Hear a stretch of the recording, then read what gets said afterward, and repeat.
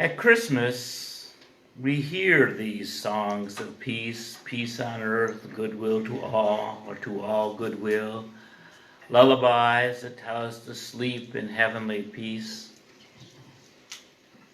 But each year it strikes me how there is no peace. This year there's a war in Ukraine, and China seems to be threatening Taiwan, and people are bringing guns to libraries and churches if there happens to be drag queens reading stories to children. There's this sense of violence and this sense of almost civil war. It's kind of bubbling under the surface of our country. I want to sing of peace, but it seems false. The Hebrew prophet Jeremiah spoke against false prophets. A generation before him, Isaiah preached that Jerusalem would be saved, and he was right. The Assyrians conquered the 10 northern tribes of it, but left Jerusalem intact. In Jeremiah's day, the Babylonians were threatening. And Jeremiah said that this time Jerusalem would be destroyed. And the priests and the politicians of his day said, "How dare you preach against the great prophet Isaiah?" He said that Jerusalem would be saved. Jeremiah had the misfortune of being right. I've come to find out in life that people will forgive you if you're wrong, but they seldom forgive you if you're right. Jerusalem was destroyed in 587 BC. Jeremiah wrote, "Therefore I am full of the fury of the Lord. I am weary of holding it in. From the least of them, even to the greatest of them, everyone is given to covetousness. From the prophet even unto the priest, everyone dealeth falsely. They have healed also the hurt of the daughter of my people slightly, saying, peace, peace, when there is no peace." That is an odd sentence structure. They have healed also the hurt of the daughter of my people slightly. Because saying that there will be peace feels good in the moment. It feels good to the listener. It's like saying, don't worry, be happy. It feels good until it's proven false. It heals slightly until reality sets in. Maybe it's better to live a life prepared for pain. Are these Christmas hymns that proclaim peace just fantasies to ease our minds for a couple of weeks? Or now it's grown to a couple of months. They seem to start in September. And I think for many they are. They're just a distraction from the real world. But several of them were actually written as peace protest songs. I Heard the Bells on Christmas Day was written by Unitarian poet Henry Wadsworth Longfellow during the American Civil War. It seemed like all the world would be lost and God had died. I'm going to read the original lyrics, and they go as follows, because as it got set into a hymn, it was changed a little bit, and then as it got set into more inclusive language, it changed also. But here are the words of Longfellow. I heard the bells on Christmas Day, their old familiar carols play, and mild and sweet the words repeat of peace on earth, goodwill to men. And thought how as the day had come, the belfries of all Christendom had rolled along the unbroken song of peace on earth, goodwill to men. till ringing, singing on its way, the world revolved from night to day, a voice, a chime, a chant sublime of peace on earth, goodwill to men. Then from each black, accursed mouth, the cannon thundered from the south, and with the sound the carols drowned of peace on earth, goodwill to men. It was as if an earthquake rent the hearthstones of a continent and made forlorn the households born of peace on earth, goodwill to men. So in despair I bowed my head. There is no peace on earth, I said, for hate is strong and it mocks the song of peace on earth, goodwill to men. Then pealed the bells more loud and deep. God is not dead, nor doth he sleep. The wrong shall fail, the right prevail, with peace on earth, goodwill to men. He recognizes the falseness of these songs. But in the last verse, he hears them with defiance. The wrong shall fail and the right prevail. It's a proclamation of hope in the midst of his despair. He's not proclaiming peace, peace when there is no peace. He's demanding peace, peace when there is peace, when there should be peace.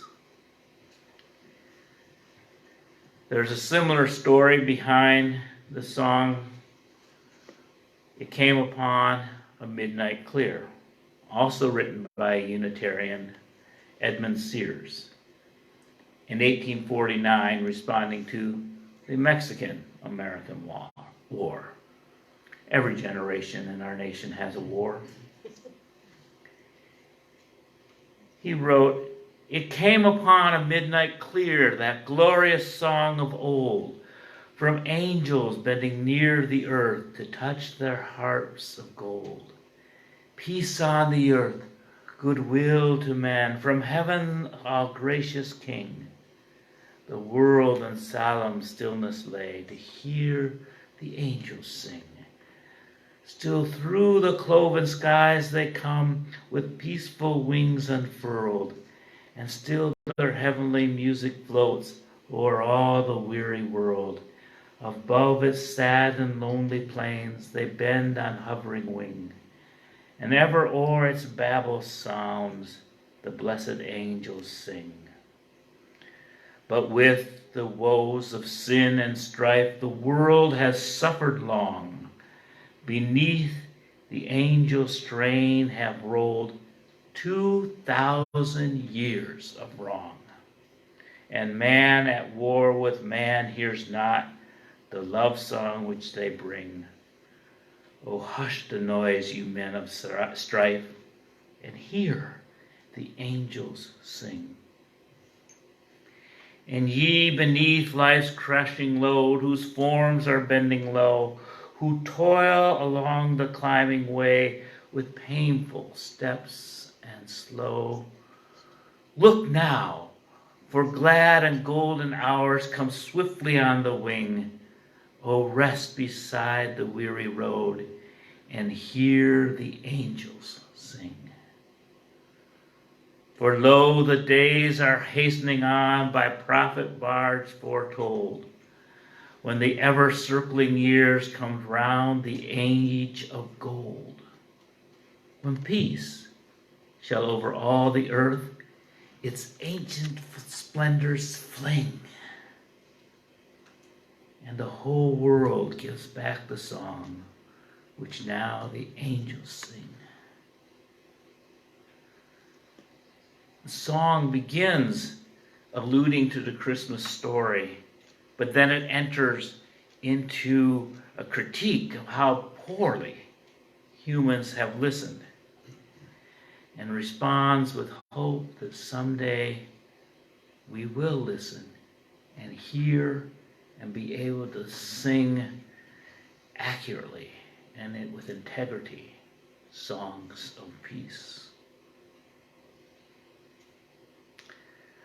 Another hymn that has a hidden message of justice is O Holy Night. It was originally written in French by radical Placido Cappeau and set to music by Jewish composer Adolph Charles Adam. A literal translation begins, Midnight Christians, which is the name that he gives it. Midnight Christians, it is the solemn hour when God as man descended among us to expunge the stain of original sin and put an end to the wrath of the Father. Pretty orthodox. But after the orthodoxy, Cappeau slips radicalism into the third verse. The Redeemer has broken all shackles. The earth is free and heaven is open. He sees a brother where there was once a slave. Love unites those who restrain the sword. Who shall tell him of our gratitude? And it was this radicalness that attracted Unitarian John Sullivan Dwight. He was a publisher of a journal of music called Dwight's Journal of Music. And so he did his own free translation into English.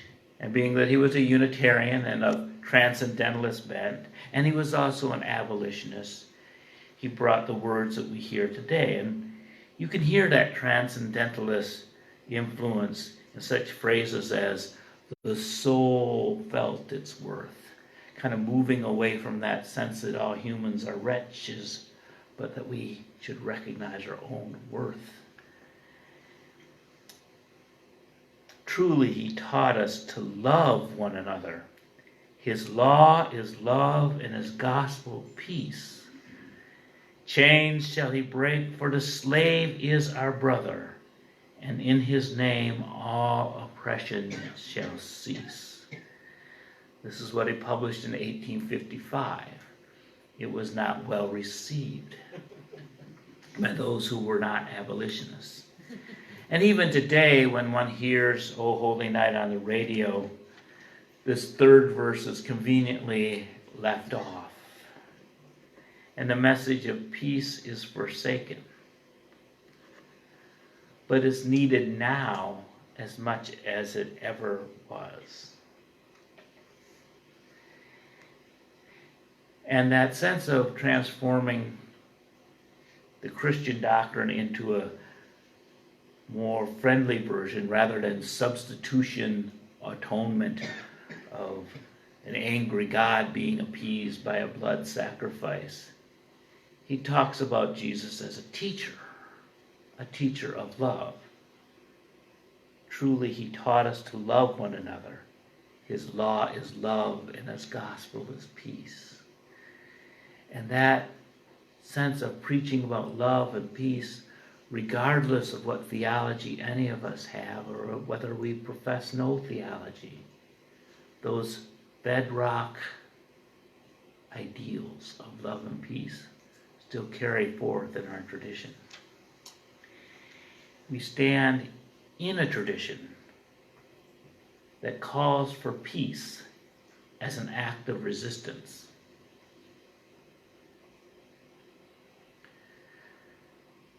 I conclude with a song written by a couple of Hollywood actors in 1955. Jill Jackson, whose screen name was Harleen Wood, was most famous for being in Three Stooges films. Her husband, Cy Miller, was also an actor and contributed songs to the musical Lullaby of Broadway. And they wrote this song for the International Children's Choir of Long Beach, California. It's another song of peace. But the critical difference that they said in their call for peace is that they added the line, "Let it begin with me."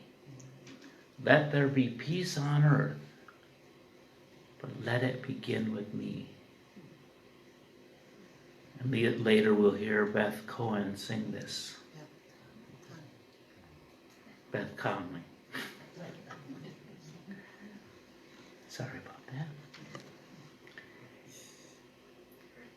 Each of us must preach love until we drown out words of hate. Each of us must do acts of charity to counteract greed. Each of us must encourage others to participate in democracy in order to resist authoritarianism and fascism. Each of us needs to lead by example. To take each moment and live each moment in peace and harmony. That's hard to do. We do not pretend there is peace when there is no peace. We demand peace when there should be peace. We create peace in ourselves in order to create peace in the world. We must be calmly assertive, focused on doing the good in the world, undeterred by those who want to draw us into trifling arguments about imaginary evils. We need to offer love to victims of hate and let haters know that there is a better way. My wife, Gail, often ends our services with the phrase, peace and unrest. It's an odd combination of words. And this is borrowed from the UU minister, Tony Larson. He was my mentor when I was an intern minister in Racine, Wisconsin. As an openly gay minister since the 1970s, Tony knew that simply being himself was resisted by many. And the fact of him being at peace with who he was caused unrest. And so he has this deep sense that peace and the invitation to peace makes many people uneasy.